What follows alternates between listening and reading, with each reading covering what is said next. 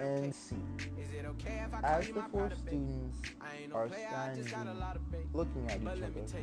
with the young man standing like a deer in headlights, the three girls that are confronting him stare at him with their daggers. But before the two of them can begin to lecture him on what he was doing, one of his teachers from one of his earlier classes comes out and ends up walking down the same hallway, and he runs into the four students, asking the four students what's the problem. The three girls begin to proceed to tell the teacher what Becky was doing, and the teacher proceeds to turn to his right and face Deku and tell Deku he knows who he is and doing some things like this doesn't which I'm going to say that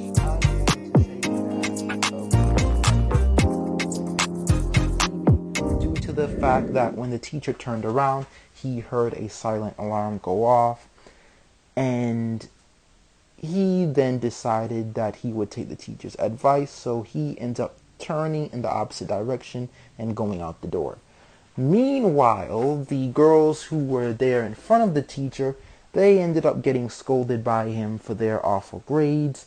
for their tardiness, for pretty much their behavior, and then they get a call home to their parents, who their parents thought that they were studying and working hard, but come to find out that the teacher lets the parents know everything that the girl has done, and on top of it, the girl's recent exploits in wanting to actually pretty much gang up and block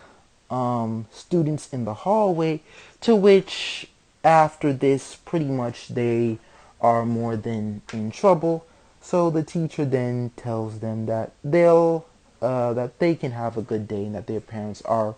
awaiting them with open arms of detailed punishments,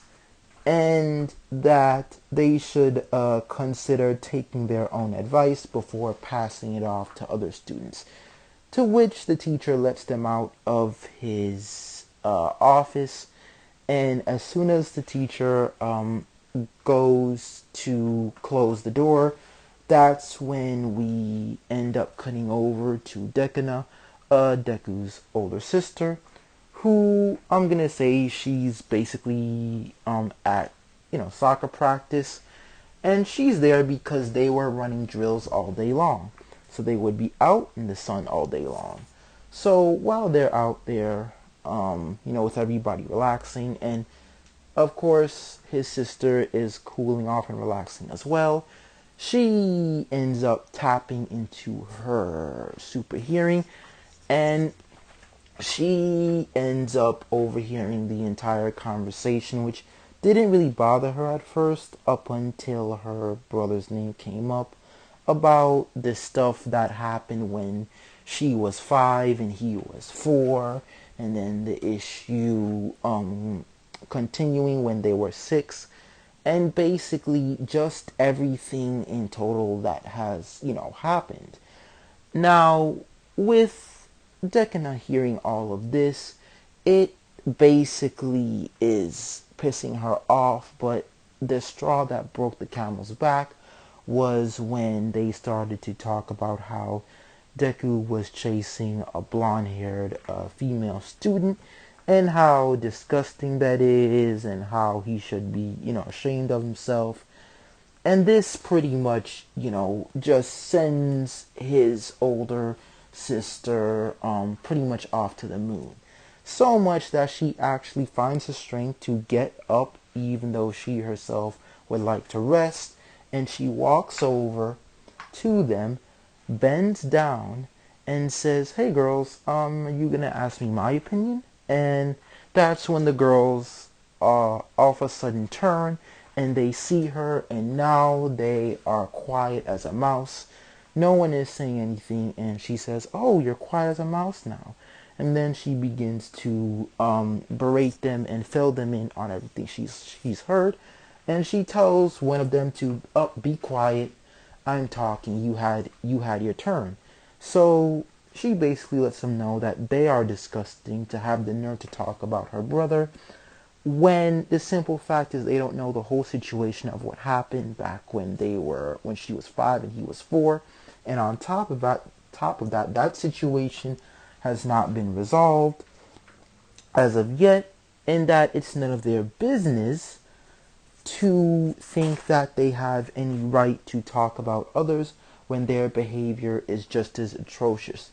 And on top of that, she even begins to scold them at the fact that they don't even know the reserve members' names on their teams. Like, for instance, she knows some of them from some of the reserve members from her debate club, from one of her other sports clubs, which would be swimming, and I'll say tennis, and that they have no right to speak about her brother. And pretty much she lets them know that if they need help in school, that's cool and fine, but once it goes past that, she and them are not friends, and that if they ever think of asking her to any type of event or showing or party or celebration she's having, don't bother to come, and don't expect her to to basically for her to welcome them with open arms, because she won't. And she lets them know that this is not out of malice or hate. This is just because at the end of the day, they're talking about someone they don't know, someone they have never spoken to, and they're judging someone based off of rumors, which again can be either false or not proven without evidence. And on top of it, they're going off of something that they don't understand or don't know anything about from how many years ago, and that they should just mind their own business and try and focus to be better versions of themselves. To which, after she says this, she gets up from kneeling, and she turns in the direction of her coach, and she walks up to her coach and asks her coach if they're done. And her coach tells her, yeah, you're free to go. And then she walks off,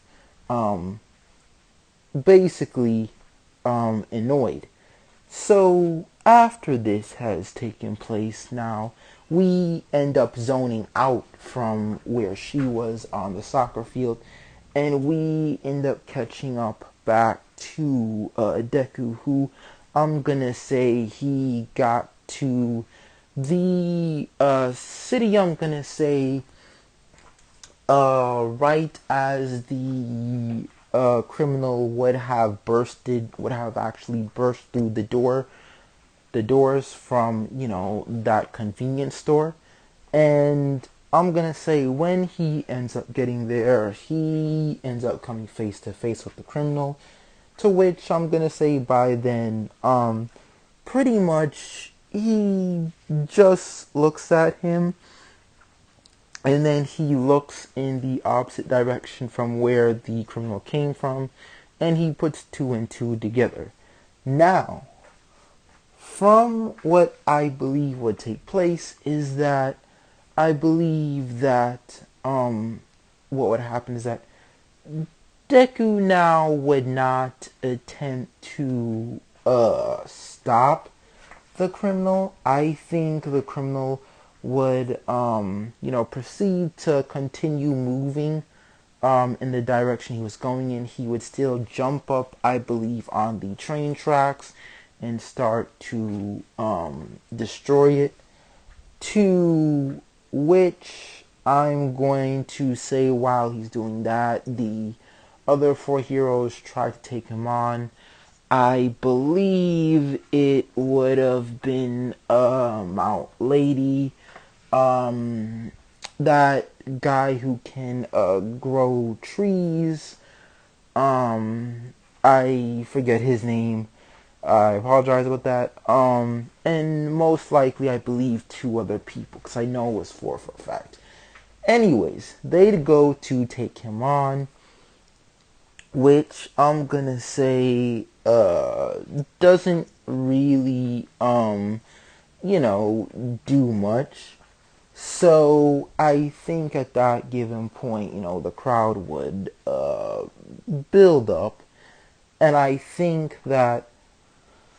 Deku would actually end up running, and I think he would run around the city and end up generating speed. Very similar to the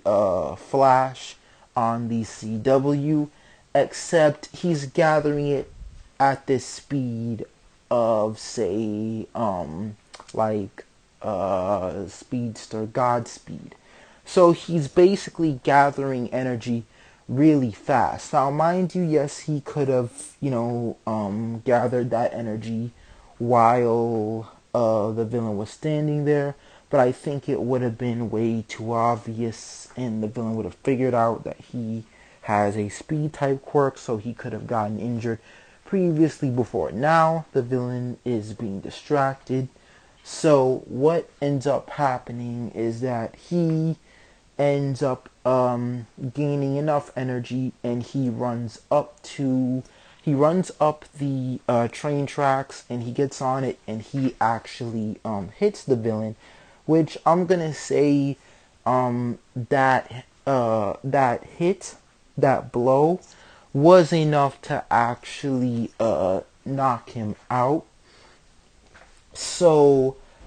I do believe after he knocks out the villain, he would just wind up leaving due to not wanting to be seen, considering he is very well aware that fighting without a hero license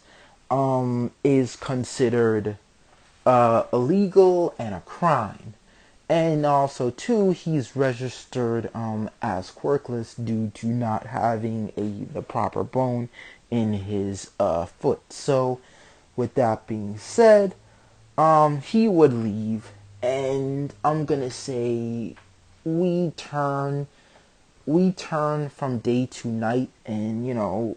him and his sister are at home, and I'm gonna say that they're now that they actually took care of their homework. Their mom, of course, I believe, would check it before, so we don't catch them until dinner time.